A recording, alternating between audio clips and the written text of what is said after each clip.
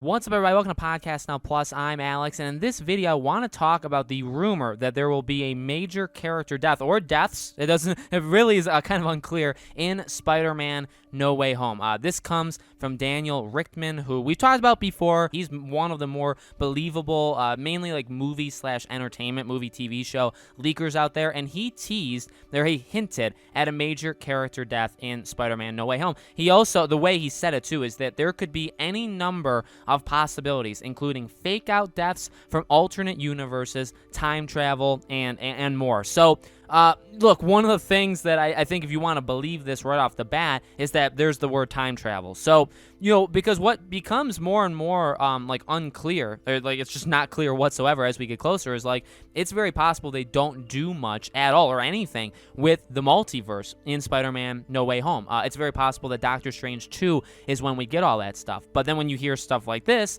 no, I mean, now it sounds like there is alternate dimensions and there's alternate realities with different characters and all that stuff. Here's the deal, because when this kind of stuff gets spread around, I think the first thing people will say is, like, they don't really care, because there's one of the things that Spider-Man, the Tom Holland trilogy, as this one's going to be, one thing it hasn't done particularly well is really increase any of the side characters whatsoever. I will stand by a somewhat controversial opinion, I guess, that I actually like Zendaya's MJ.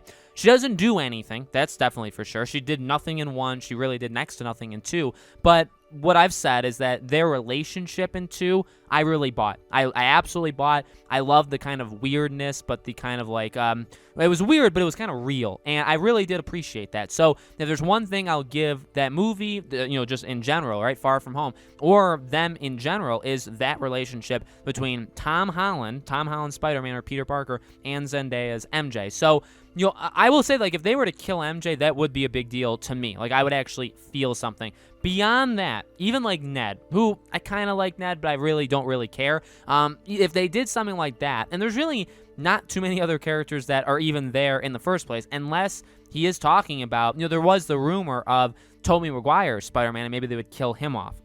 So, like, the thing is, do we want fake-out deaths? Is that something that we really want? Again, the thing with the MCU, like, finally doing something with Tony and with Cap and all that, like, that's all great, but to not have any stakes, I feel like they really need to change that over the coming, say, like, decade or so. I get it's a superhero thing. I get they're supposed to have happy endings. I get it's a lot more positive than negative, but there has to be ramifications for things that happen in these TV shows and movies, and if nobody is ever going to be taken out, let's say, then there's there's really no, I don't know, it hurts the connection with whatever you're watching. So I think at some point you are going to have to eliminate characters. You have to toy with that idea. And I don't think faking people out, in my opinion, I've seen other people say this, but I mean, this is just me. I don't think that would necessarily be the best way of doing it. Fake-outs have a purpose. Mainly I would say more in like horror, they would have more of a purpose than something like this. I think if you're going to do it, you just kind of have to do it. And, the good thing about this is it's kind of like a 3-tier rumor that there will be actual character death, that there will be fake-outs, and then there will be time travel. Or, I guess you could also look at it as these 3 things are all closely related, like they're all taking place in the same kind of thing. Again, the major character death, I would say, better not be a fake out. If you're gonna kill Tobey Maguire's Spider-Man, I don't know how many people would actually want that or sign up for that or anything like that, but I would say do it instead of faking it to be so. Or again, like, even if you're gonna do MJ, I don't think that's a good idea, especially if you want more Spider-Man movies just in general. But if you're gonna do it, do it. Don't fake it out, actually do it. Again, I'm not saying there's no point. I'm not saying that you can't do a fake out thing, but I think there has to be actual risk. But like this article said, and like actually a couple different articles have mentioned in the past, like, it does seem like this movie is going to have really big stakes. And one final thing I do want to kind of throw in there, I tweeted this out when this, this I think was retweeted or liked by somebody that I follow, and so I retweeted it. And one of the things that I saw, even from like my viewers, is this growing sense of like, they're kind of tired of this kind of talk about this movie. And I get it. Like, the movie seems so, and maybe this is a topic we could say later, like as we get closer to the movie, but the movie seems like so big, so gigantic, and I really don't know if the movie needs to be that big. And I've seen, other people have told me that as well. Like, does it have to be this big of a thing? I think there's obviously, like, for marketing or to get people excited, if you do a multiverse and there is Tobey Maguire's and there's Andrew Garfield's and all that stuff, I mean, there's a purpose for that. There's like that's a really big deal.